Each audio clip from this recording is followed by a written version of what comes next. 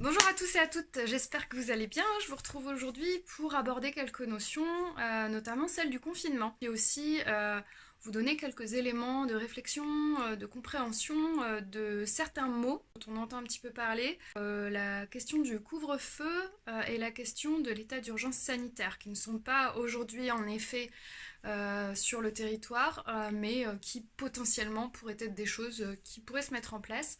Mon idée n'étant pas de vous dire que ça va arriver, mais plutôt si on déclare ces choses-là, qu'est-ce que ça peut vouloir dire. Si vous avez regardé la vidéo sur la notion de phase, vous vous souvenez peut-être, en fait, à chaque fois qu'on va mettre en place des mesures, il y a plusieurs objectifs, à la fois de réduire l'impact négatif d'une situation et également de permettre une continuité opérationnelle, de permettre à la société ou à une organisation, une entreprise de continuer à faire son travail et de traverser finalement ces chamboulements avec un minimum d'impact. Ces mesures, en fait, elles sont graduelles. C'est aussi pour ça qu'au niveau du confinement, on a des évolutions un petit peu quotidiennes par rapport au suivi de certains indicateurs dont je vous parlais, avec des restrictions qui peuvent varier en fonction des lieux, qui peuvent varier en fonction des motifs, avec aussi petit à petit des rajouts d'interdiction de certaines pratiques. Hein. Donc voilà, il va y avoir en fait des ajustements au fur et à mesure en fonction des différents besoins géographiques du territoire. Donc effectivement, venons-en en fait aux raisons de mise en place de ce confinement. La première chose, c'est de limiter le risque de contagion. Vous l'avez compris, si on est en contact avec des personnes, c'est comme ça que le virus se propage. Donc moins il y aura de contact entre les personnes, moins il y aura de propagation. La deuxième raison aussi, et ça on en vient plus à la limitation des activités, même en solo, hein, en extérieur. On va avoir par exemple certaines régions aussi où les activités en montagne ont été interdites. Les activités sont considérées comme étant à risque, ce sont des activités où on peut se blesser, où il peut y avoir besoin des secours, et c'est une période où on ne veut pas devoir mobiliser des secours pour répondre à ces choses-là. La deuxième chose importante, c'est donc d'éviter une rupture totale de la continuité et des services. Alors, on va prioriser dans un premier temps les services essentiels, d'accord, on va dire les choses qui sont vraiment centrales à l'État et à la réponse à la crise sanitaire. Par exemple, les services de santé, les services de soins et de premiers secours, et puis aussi les forces opérationnelles de France, donc à savoir maintien de l'ordre, forces de l'ordre, militaires, etc. Mais on a aujourd'hui toute une couche de la population qui continue de travailler en limitant effectivement ces risques de propagation. Et la raison pour laquelle aujourd'hui tout n'est pas en stand-by, c'est aussi pour essayer d'assurer un minimum de continuité. Toutes ces choses qui ne sont pas intégralement stoppées, peut-être le seront dans les prochains jours si c'est avéré comme nécessaire, peut-être pas. Et tout ça permettra de reprendre, d'avoir un retour à la normale sur la phase 4 qui puisse se faire de manière graduelle. On priorise donc les besoins, on garde certaines personnes au travail quand on considère qu'il n'y a pas de risque pour leur santé de propagation. Je ne dis pas que ça ne crée pas certaines tensions dans certains corps, notamment dans certaines professions, etc. Ça, c'est tout à fait vrai. Mais il y a une espèce de justification derrière, en tout cas au niveau de la gestion de crise. Et enfin, tout ceci est régulé par les pouvoirs publics. Il y a donc plusieurs éléments dans cette notion de confinement. Il y a évidemment cette notion de réponse aux besoins premiers et primaires. C'est pour ça qu'aujourd'hui, on a la possibilité de sortir pour faire ses courses, pour se nourrir. On a la possibilité d'aller consulter un médecin, d'aller à la pharmacie, d'accéder aux soins, finalement, quand c'est nécessaire, sans surcharger effectivement ces services-là. Et puis on va avoir aussi la possibilité de sortir ses animaux de compagnie.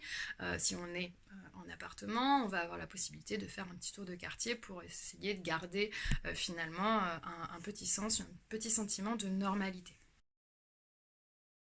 Une chose aussi importante dans la notion de confinement, c'est cette notion de statique.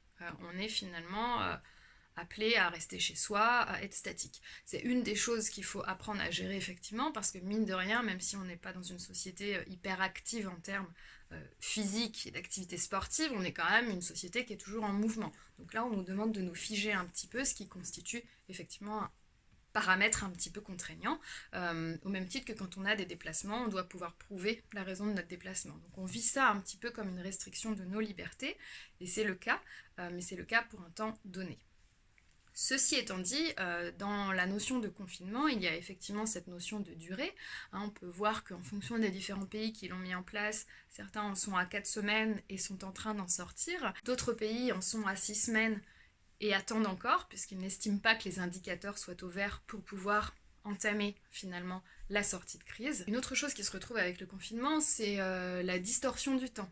On a l'impression que ça passe vite, et puis on a l'impression que ça passe très doucement, donc c'est pour ça qu'il est aussi important de conserver ses routines et de garder cette notion finalement d'agenda, de calendrier, etc. Mais pour ça, je vous renvoie à la vidéo de Marianne sur le stress et le confinement.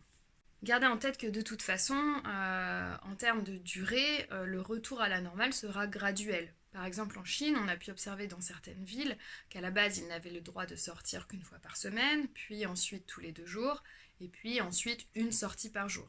Alors ensuite, je voulais revenir sur 2 petites choses. On a entendu parler un peu de couvre-feu et puis de notion d'état d'urgence sanitaire. Alors à l'heure d'aujourd'hui, il n'y a pas de couvre-feu en France. Comme je vous le disais, il est possible que cela arrive, c'est-à-dire qu'on dira aux personnes qu'à partir d'une certaine heure, 18h, 19h, 20h, ils n'ont plus l'autorisation d'être en dehors de leur domicile. Pourquoi potentiellement on pourrait mettre en place un couvre-feu ? Le couvre-feu, il a 2 fonctions. La première, c'est d'assurer la sécurité des personnes. C'est de choisir une heure à partir de laquelle on considère qu'il est plus risqué pour les personnes d'être dehors, d'être exposées à l'extérieur, et donc à partir de cette heure-là, on leur recommande d'être à l'intérieur. La deuxième raison, à laquelle on ne pense pas toujours, c'est qu'aujourd'hui, les services justement de maintien de l'ordre sont quand même fortement mobilisés en journée sur des missions diverses. Alors, évidemment, il y a toute cette notion de contrôle des mouvements, etc. Mais leur travail habituel continue. Les criminels n'ont pas cessé de commettre des crimes, les cambrioleurs n'ont pas cessé de cambrioler, les infractions continuent, donc voilà, ils ont beaucoup de travail. Et souvent, la mise en place d'un couvre-feu permet aussi de limiter du coup le nombre de personnes passées une certaine heure à l'extérieur, ce qui permet aussi à toutes ces personnes-là qui sont en fonction et qui sont mises sous pression de se reposer. C'est important pour qu'ils puissent tenir dans la durée. Et ensuite, on entend parler aussi un petit peu ces derniers jours de la notion d'état d'urgence sanitaire. La déclaration par l'État d'un état d'urgence en fait aurait pour fonction notamment de faire sauter certains verrous, dans l'adoption de certaines lois.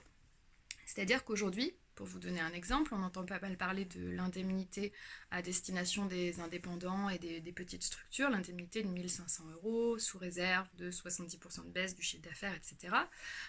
Sauf qu'aujourd'hui, débloquer ces fonds-là n'est pas possible légalement au regard des lois françaises. Il va falloir qu'il y ait une loi qui soit passée, il va falloir que cette loi elle soit validée, ensuite cette loi elle doit être déclinée en décret, déclinée de manière opérationnelle. Si on suit le chemin classique en France, ce genre de choses ne peut pas être mise en action très rapidement.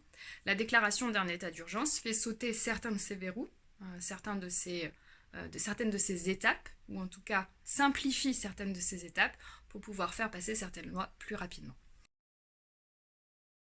Du coup, dans tout ça, quelles sont vos priorités à vous ? Selon moi, il y en a 3. La première, c'est de jouer le jeu, c'est-à-dire jouer le jeu du confinement. Restez chez vous autant que possible, ne sortez pas pour faire des activités qui pourraient vous exposer au virus et qui pourraient effectivement aussi demander l'appui des secours. Si on a un jardin, on a tous envie de bricoler, on a tous envie de faire des travaux qu'on n'a pas eu le temps de faire, etc. En intérieur aussi, on va faire certaines activités. Il y a plein de choses sur les réseaux sociaux qui passent. Attention à ne pas vous blesser, c'est vraiment important. Deuxième chose, faites un peu le point sur vos besoins. Aujourd'hui, les besoins, on va dire, primaires sont remplis. Pour la plupart d'entre vous, avez un toit au-dessus de votre tête. Vous avez la possibilité d'accéder à l'eau, vous avez la possibilité d'accéder à de la nourriture. Donc pour ça, normalement, il n'y a pas de souci. L'État arrive justement à répondre à tout ça. Par contre, ce que vous pouvez faire, c'est évaluer votre vulnérabilité potentielle à plus long terme. C'est-à-dire évaluer vos besoins.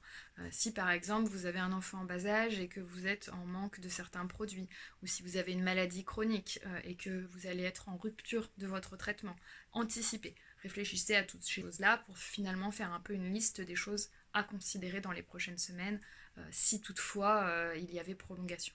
Et la troisième chose, prenez cette occasion pour prendre soin de vous. C'est important, Marianne le précise dans ses vidéos, de faire attention à ses routines, de mettre en place d'autres routines pour remplacer celles qui ont sauté, de conserver ce lien social et finalement de veiller vraiment à votre bien-être. Et ça passe aussi par la limitation du flot d'informations que vous recevez. Donc certains d'entre vous sont certainement très bons pour couper les réseaux, d'autres sont un peu plus absorbés par ces éléments-là qui continuent d'arriver, par toutes les théories, toutes les nouvelles informations qu'on peut recevoir de France et d'étrangers.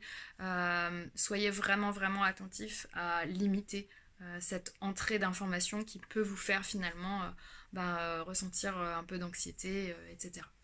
Donc voilà, j'espère que cette vidéo aura été utile pour vous et je vous retrouve très vite pour d'autres sujets. Ciao!